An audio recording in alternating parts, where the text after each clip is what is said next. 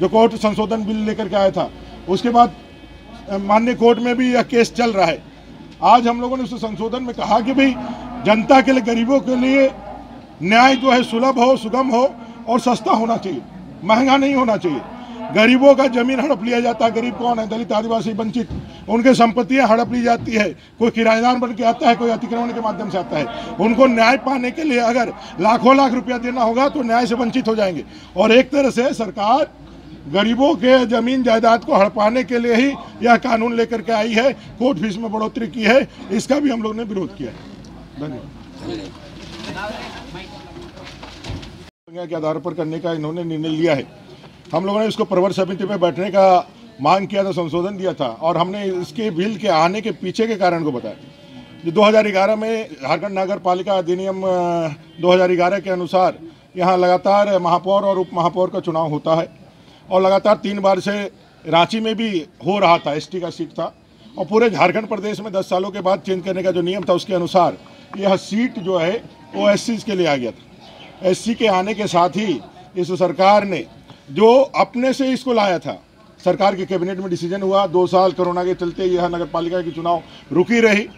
फिर इसी सरकार ने कोई एससी समुदाय से या अनुसूचित जाति वर्ग से कोई डिमांड नहीं था, इस सरकार ने कैबिनेट में पास कराया।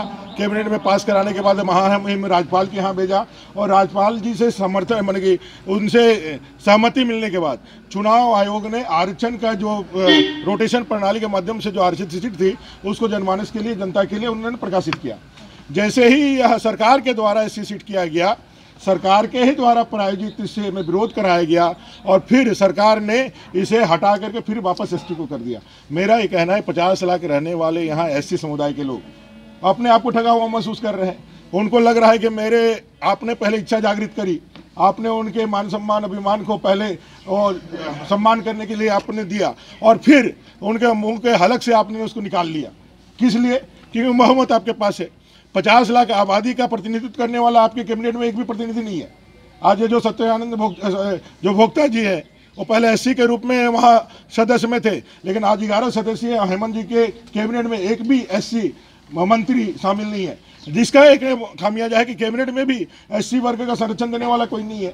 और सरकार ने जिस तरह से इसे पूरे विधेयक को डिफेंड किया है और इसको पास कराने की जिद करी है, ये 50 लाख से अधिक अनुसूचित जाति वर्ग के लोगों के लिए एक उनके जमीर के, उनके अस्तित्व के, उनके होने पर सवाल खड़ा किया है।